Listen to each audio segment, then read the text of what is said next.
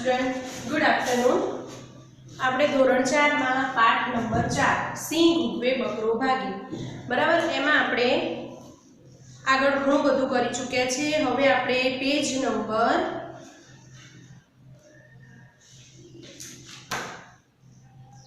69 page number 69 પર જુઓ.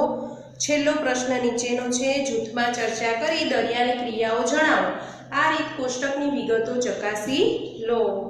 આપણે શું કરવાનું છે? હવે એની નીચેનો પ્રશ્ન જુઓ. ઉપર નોંધેલી વિગતો પરથી પ્રશ્નોના જવાબ આપો. આપણે ઉપર એક છેલ્લા લાસ્ટ લેક્ચરમાં આપણે જોયું હતું કે કોષ્ટક બનાવ્યો હતો.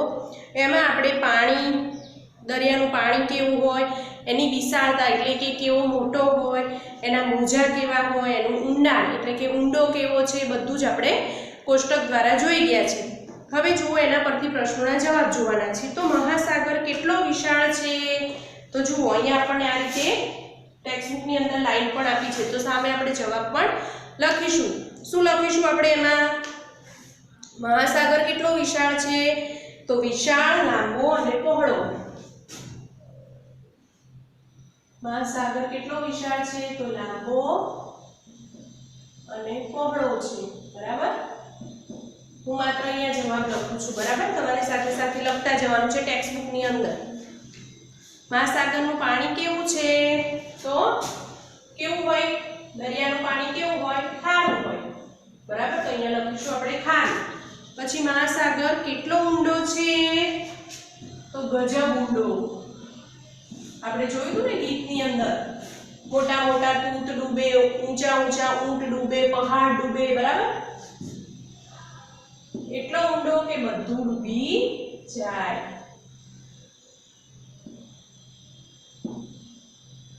ત્યાર પછી જુઓ મહાસાગરના મોજા કેવા છે?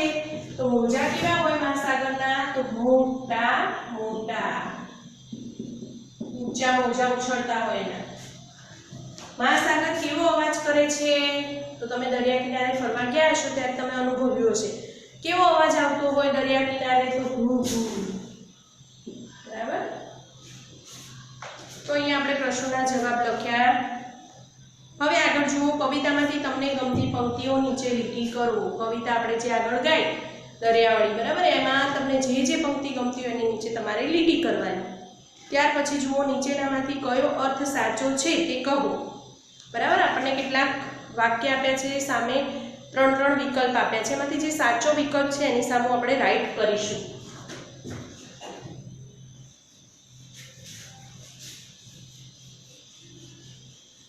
અહીંયા હું વિકલ્પ લખતી નથી, બરાબર, સીધો આન્સર લખીશ. જુઓ, સામો તો કિનારો નહીં. એનો અર્થ શું થાય? દરિયાને બીજો કિનારો ના હોય. દરિયાનો સામો કિનારો ખૂબ દૂર હોય, બરાબર. દરિયાને બીજો કિનારો ના હોય, એ સાચો ઓપ્શન છે. કારણ કે સામો તો કિનારો નહીં એટલે કે સામે આપણને કિનારો દેખાય જ નહીં. મહાસાગર એટલો મોટો હોય કે સામો કિનારો તો આપણને દેખાય જ નહીં, બરાબર. તો દરિયાનો સામો કિનારો ના, દરિયાનો સામો કિનારો આપણને દેખાય જ નહીં. તો ખૂબ દૂર હોય ના, એ ઓપ્શન પણ રોંગ છે. તો આપણો ક નંબરનો ઓપ્શન છે દરિયાને બીજો કિનારો ન હોય. દરિયાને બીજો કિનારો ના હોય, એ ઓપ્શન આપણે રાઈટ ઓપ્શન છે. તો ત્યાં રાઈટ કરીશું આપણે.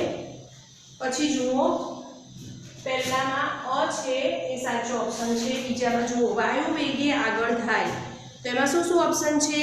વાયુ બની જાય, આગળ જઈને હવા બની જાય, કે ખૂબ ઝડપથી આગળ વધે. તો આપણો ક છે એ સાચો ઓપ્શન છે કે વાયુ વેગે એટલે કે ખૂબ ઝડપથી આગળ વધે. હવા બની જાય એવો અર્થ ના થાય એનો, બરાબર. તો અહીંયા બીજા નંબરમાં ક ઓપ્શન છે કે ઝડપથી આગળ વધે, ખૂબ ઝડપથી આગળ વધે. તો એ આપણો રાઈટ ઓપ્શન છે. ત્યાં રાઈટ કરીશું આપણે. ત્રીજું જુઓ, ગરજે સાગર ઘેરે રવે એટલે કે સાગરને ઘેરી લે. ખૂબ મોટા ગુંજતા અવાજે સાગર ગર્જના કરે. સાગર ઘરે જઈને રડે, બરાબર. તો આમાં સાગરને ઘેરી લે એ ઓપ્શન પણ રોંગ છે અને સાગર ઘરે જઈને રડે એ ઓપ્શન પણ રોંગ છે. ગરજે સાગર ઘેરે રવે એટલે કે ખૂબ મોટા ગુંજતા અવાજે સાગર ગર્જના કરે છે. ત્યાં આપણે રાઈટ કરીશું. બ નંબરનો જે ઓપ્શન છે, ખૂબ મોટા ગુંજતા અવાજે સાગર ગર્જના કરે છે.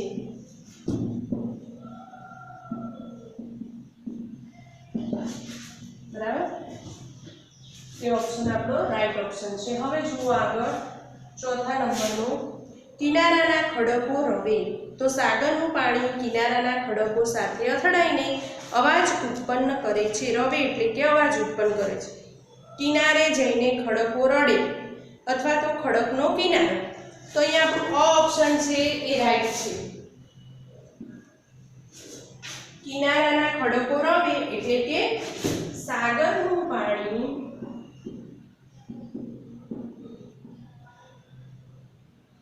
કિનારાના ખડકો સાથે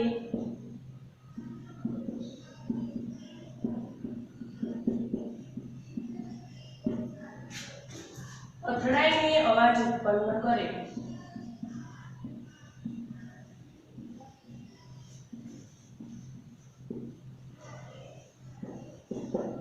રાઈટ ઓપ્શન છે. ત્યાર પછી જો ફીણથી ફૂફાડા કરતો. તો નાગની ફેણની જેમ ફૂફાડા મારતા દરિયાના મોજા. બ છે સાબુના ફીણ જેવો અને ક છે ફીણ નામનો સાપ ફૂફાડા મારે. તો અહીંયા આપણો ઓપ્શન છે રાઈટ ઓપ્શન છે કે ફીણથી ફૂફાડા કરતો એટલે કે નાગની ફેણની જેમ ફૂફાડા મારતા દરિયાના મોજા.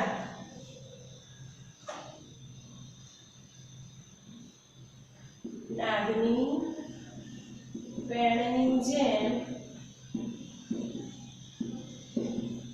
ફૂફાડા મારતા દરિયાના મોજા.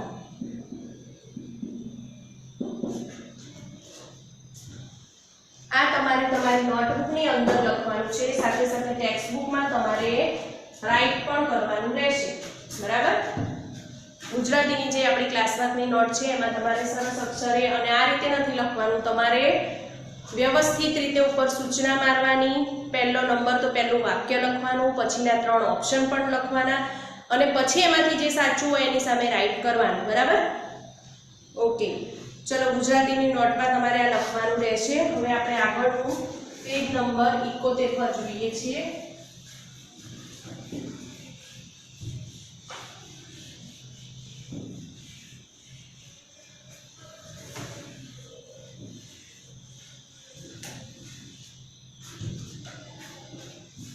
પહેલા તમારા શિક્ષક સાથે અને પછી જૂથમાં ઉદાહરણ મુજબ જોડીમાં બોલો. આપણે જોડીમાં બોલવાનું છે. અહીંયા આપણને કેટલાક એવા શબ્દો વાક્ય આપ્યા છે. જુઓ, પહેલું ખારા ખારા ઊસ જેવા.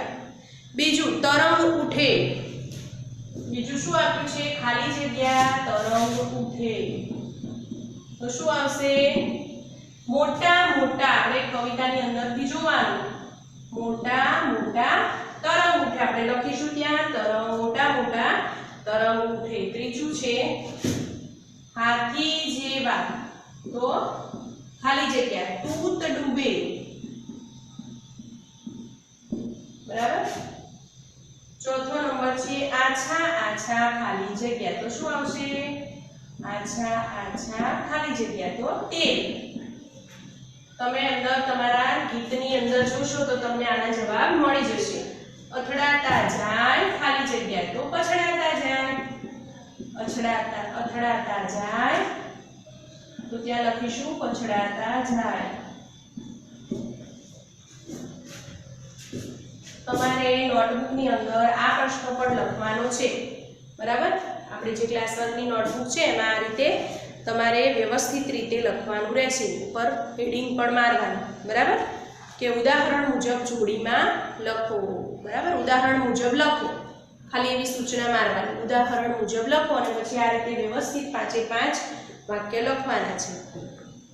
ચલો, ઉદાહરણ મુજબ જળબંબોળ જેવા બીજા શબ્દો બોલો અને લખો. હવે આપણે શું કરવાનું છે? અહીંયા જે ઉદાહરણ આપ્યું છે એ મુજબ આગળ કરવાનું છે. ઉદાહરણ જુઓ. આખી દુનિયામાં જળ ફરી વળતા જળબંબોળ. બરાબર. હવે નીચે જુઓ. આ કવિતામાં વાંચવાની મને મજા આવી. હવે હું તો ખાલી જગ્યા। તો વાંચવાની મજા આવી હોય આ કવિતામાં તો આપણે શું થાય એનાથી ખુશખુશાલ થઈ જઈએ। કેવા થઈ જઈએ? ખુશ થઈએ ને। જે કરવાની મજા આવી હોય જે કાર્ય કરવાનું એ કાર્ય કરવાથી આપણે ખુશ થઈએ। તો આપણે અહીંયા લખીશું પહેલામાં ખુશખુશાલ। બરાબર। આ કવિતા વાંચવાની મને મજા આવી। હવે તો હું ખુશખુશાલ। ખ્યાલ આવ્યો? હવે બીજું જુઓ। ખનિજ તેલ લઈને જતું જહાજ દરિયામાં ઊંધું પડ્યું બધું તેલ દરિયામાં ઢોળાય જતા દરિયો કેવો થઈ ગયો હોય? તો રેલમ છે। રેલમ છે। ખનિજ તેલ લઈને જતું જહાજ, જહાજ જોયું છે કેટલું મોટું હોય? ખૂબ મોટું હોય। એ ઊંધું પડી જાય તો દરિયો કેવો થઈ જાય? રેલમ છે। ઉર્વિલને ઇનામમાં ખૂબ ધન મળતા ઉર્વિલ ખાલી જગ્યા થઈ ગયો। ઇનામમાં આપણને વધુ ધન મળ્યું છે ઉર્વિલને, તો આપણને કંઈક નાની વસ્તુ મળે ને સામાન્ય વસ્તુ તો પણ આપણે રાજી રાજી થઈ જઈએ ને। તો અહીંયા આપણે લખીશું રાજી રાજી। ત્રીજી ખાલી જગ્યામાં લખો રાજી રાજી થઈ જાય। ઉર્વિલ કેવો થઈ ગયો હશે? રાજી રાજી। ચોથો નંબર કરુણાને ખૂબ વાતો કરવાની ટેવ છે। આજે બહુ દિવસે બહેનપણી સાથે વાત કરવા મળી। એક ખાલી જગ્યા થઈ ગઈ। આપણને ક્યારેક આપણા ફ્રેન્ડ મળે અને આપણને એકદમ સામે મળે એટલે આપણે કેવા થઈ જઈએ? એકદમ ગાંડી ઘેલા થઈ જઈએ। બરાબર। તો અહીંયા લખીશું ગાંડી ઘેલી। એની સાથે શું બોલવું, શું વાતો કરી લઈએ આમ એવું થઈ જાય આપણને। બરાબર। હવે આગળ જુઓ। આશાને ગીત ગાવાનું બહુ ગમે છે। ગીત ગાતી વખતે ખાલી જગ્યા થઈ જાય। જેને પણ જે કાર્યમાં રસ હોય ને એ કાર્ય કરતી વખતે એ વ્યક્તિ એમાં ઓતપ્રોત થઈ જાય। શું થઈ જાય? ઓતપ્રોત। તો અહીંયા લખીશું ઓતપ્રોત। બરાબર।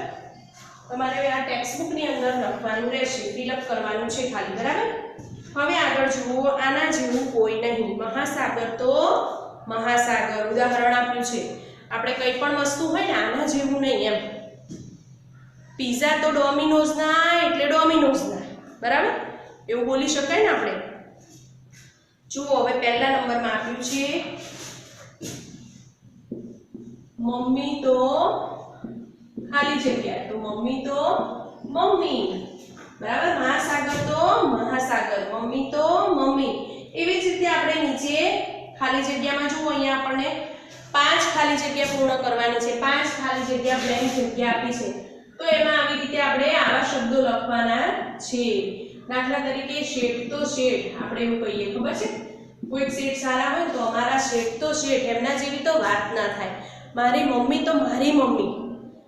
એની ટાઈમ આપણે કંઈ પણ બનાવવાનું કહીએ ને તાત્કાલિક બનાવીને આપી દે, આપણે આવું બોલતા હોય। બરાબર। પછી બોલીએ કે દૂધ તો દૂધ હો, દૂધ પીધું કે તરત જ મારી એસિડિટી ગાયબ થઈ ગઈ। દૂધ તો દૂધ, એના જેવી કમાલ કોઈ ના કરી શકે। આવું બોલી શકીએ। પછી શું બોલી શકીએ? જુઓ મામા તો મામા, મારા મામા તો મામા જ છે। વેકેશનમાં જઈએ એટલે અમને મોજ કરાવી દે। બરાબર ને?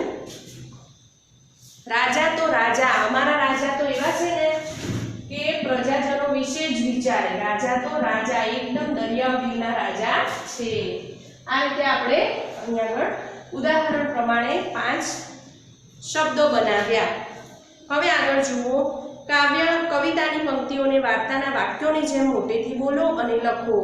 હવે આપણે આગળ શું કરવાનું છે? જુઓ કવિતાની પંક્તિ આપી છે ખારા ખારા ઉસ જેવા। વાર્તાના વાક્યની જેમ મહાસાગરનું પાણી ખારું ઉસ જેવું છે। જે આપણને કવિતાની પંક્તિ છે એને આપણે ટ્રાન્સફર કરવાની છે। કેવી રીતે? તો જેમ વાર્તા વાંચતા હોય ને એના શબ્દો પ્રમાણે। કવિતાના શબ્દો કેવા હોય? બરાબર। કવિની ભાષામાં લખતા હોય, જ્યારે વાર્તામાં શું હોય? સિમ્પલ આપણને ખબર પડે એ રીતે લખેલા હોય। તો આપણે કવિતાના વાક્યોને વાર્તાના વાક્યોની જેમ ફેરવવાના છે। અહીંયા આપણે જુઓ સાથે સાથે કરતા જઈશું। તમારે ટેક્સ્ટ બુકની અંદર લખવાનું રહેશે। સાથે સાથે બધા ટેક્સ્ટ બુકની અંદર લખતા જશે। જો પહેલું વાક્ય છે વાયુ વેગે આગળ થાય, તો એમાં શું લખીશું? મોજા ખૂબ ઝડપથી આગળ વધે છે.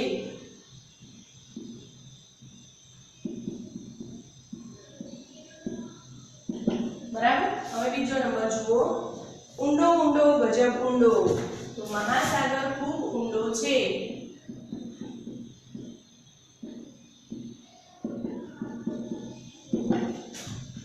તમારે સાથે સાથે ટેક્સ્ટ બુકમાં લખતા જવાનું છે. ખૂબ ઊંડો હોય છે. ત્રીજું જુઓ. ઊંચા ઊંચા ઊંટ ડૂબે. તો મહાસાગરમાં ઊંચા ઊંચા ઊંટ ડૂબે તેવો ઊંડો હોય છે. મહાસાગર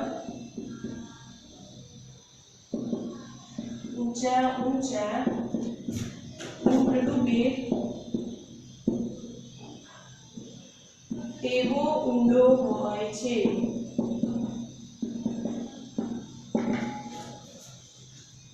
હવે આગળ જુઓ. ગાંડો થઈને રેલે તો આખી દુનિયા જળબંબોળ જળબંબોળ. બરાબર. તો એમાં આપણે શું લખી શકીએ? લખો બધા. ચલો હું બોલું છું, તમારે લખવાનું છે. મહાસાગરમાં વાવાઝોડું આવે તો આખી દુનિયા પર પાણી ફરી વળે. ગાંડો થઈને રેલે એટલે કે ગાંડાની જેમ આમ ક્યારેક એના મોજામાં કેવું થાય, આમ વાવાઝોડું આવ્યું હોય, દરિયો એકદમ ઉછળે તો શું થાય? ગાંડો થઈને રેલે તો આખી દુનિયા જળબંબોળ થઈ જાય. બરાબર. આખી દુનિયા જળબંબાકાર થઈ જાય. તો આપણે એને વાક્યમાં કઈ રીતે ટ્રાન્સફર કરવાનું જુઓ. મહાસાગરમાં વાવાઝોડું આવે તો આખી દુનિયા પર પાણી ફરી વળે. હવે આગળ જુઓ. પાંચમો નંબર. વિશાળ લાંબો પહોળો ઊંડો એવો મોટો ગંજાવર. તો એમાં આપણે શું વાક્ય લખી શકીએ? મહાસાગર વિશાળ લાંબો પહોળો અને ઊંડો એવો મોટો ગંજાવર છે. બરાબર. હવે જુઓ આગળ આપણે પેજ નંબર 72 પર એક રમત આપી છે આપણને, નદી કે પર્વત, જે તમે રમતા જશો. બરાબર. હવે આગળ જુઓ. અહીંયા આપણે રમત વિશે તમારે ઘરેથી વાંચવાનું છે કે આ રમત કઈ રીતે રમાય. જો કે તમને બધાને આવડતી જશે, બધા રમતા હોય એ જ પ્રમાણેની રમત છે. જુઓ હવે અહીંયા પ્રશ્નોના જવાબ છે. દરિયા કિનારે ઘર હોય તો મજા પડે કે ડર લાગે? કેમ? હવે દરિયા કિનારે આપણું ઘર હોય તો આપણને ડર તો લાગે ને, કે ક્યારેક ભરતી આવે તો શું થાય? વાવાઝોડું આવે તો આપણું ઘરે આખું ઉખાડી નાખે, ઘરમાં પાણી પેસી જાય તો આપણે શું કરીએ? એવો ડર આપણને રહે. બીજું છે, દરિયો તમને કશું માંગવાનું કહે તો તમે એની પાસે શું માંગશો? જો કદાચ આપણને એવું કહે, આપણને એવી ઓફર કરે દરિયો, તમે મારી પાસે માંગો, તો આપણે એટલું જ માંગીએ કે જ્યારે અમે મજા કરવા માટે તારા કિનારે આવીએ, દરિયા કિનારે, ત્યારે તું શાંત રહેજે, અમને મજા આવે એ રીતે તું શાંત રહેજે. જો એ ગાંડો થઈને રહે